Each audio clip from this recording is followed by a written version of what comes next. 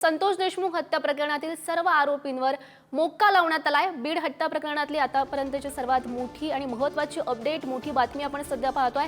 संतोष देशमुख हत्या प्रकरणातील सर्व आरोपींवर मोक्का लावण्यात आलेला आहे। बीड हत्या प्रकरणातली ही मोठी बातमी आपण पाहतोय।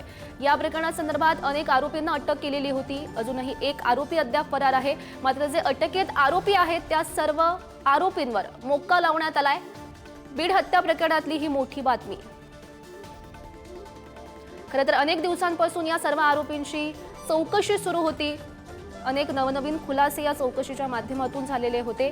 मात्र हवं तसं उत्तर खरं तर पोलिसांना मिळत नव्हतं आणि याच प्रकरणातली ही महत्त्वाची अपडेट, जे सर्व आरोपी अटकेत आहेत त्या सर्व आरोपींवर मोक्का लावण्यात आलेला आहे। या हत्या प्रकरणातली ही आतापर्यंतची सर्वात मोठी अपडेट आपण पाहतोय।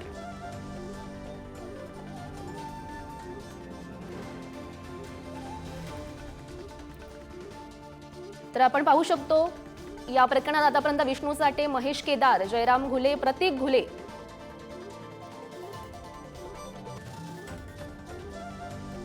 सुदर्शन घुले, मुख्य आरोपी सुधीर सांगळे यांना अटक झालेली होती।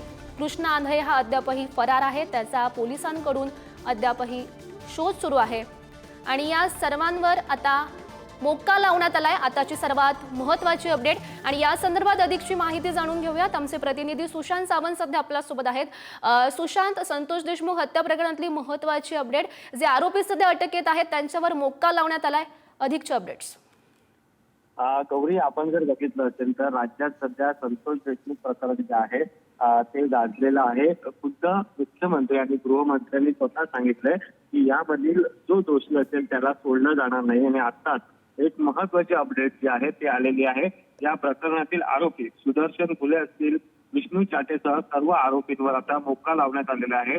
खरं तर आपण बघितलं असेल तर SIT कडून खऱ्या अर्थाने ही चौकशी सुरू आहे आणि संतोष देशमुख यांच्या कुटुंबियांनी नुकतीच देवेंद्र फडणवीस यांची भेट घेतली होती आणि आम्हाला न्याय मिळावा अशी त्यांनी मागणी केली होती आणि त्यानंतरची आता ही सगळ्यात मोठी अपडेट जी आहे ती SIT कडून या आरोपींना, या गुन्ह्यातील सर्व जे आरोपी आहेत त्यांना मोक्का लावण्यात आलेला आहे। आपण जर पाहिलं असेल तर हे प्रकरण जे आहे ते हिवाळी अधिवेशनापासून गाजलेलं आहे।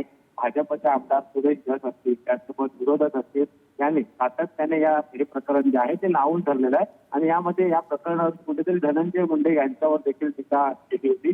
त्यानंतर स्वतः मुख्यमंत्र्यांनी सांगितलं होतं, माध्यमांशी बोलताना देखील मुख्यमंत्री म्हणाले होते की हे प्रकरण जे आहे ते गंभीर आहे, याची संपूर्ण दखल जी आहे ती गृह विभागाने घेतलेली आहे आणि त्यानंतरची आताची मोठी अपडेट आपल्याला लागली होती।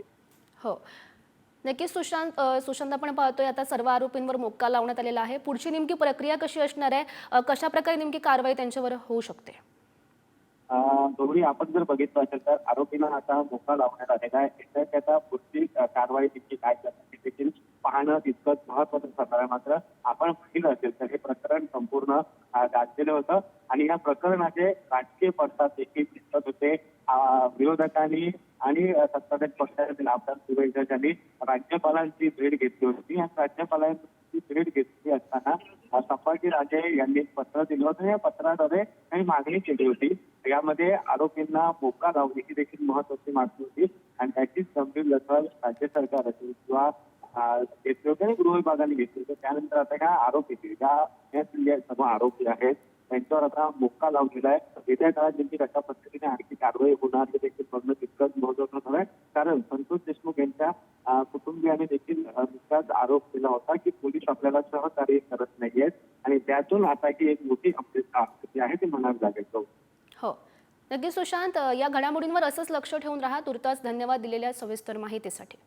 महत्त्वाची अपडेट आपण संतोष देशमुख हत्या प्रकरणातली पाहतोय। जे अटकेत आरोपी आहेत विष्णू चाटे, महेश केदार, जयराम घुले, प्रतीक घुले, सुदर्शन घुले, या सर्व आरोपींवर आता मोक्का लावण्यात आलेला आहे। महत्त्वाची अपडेट।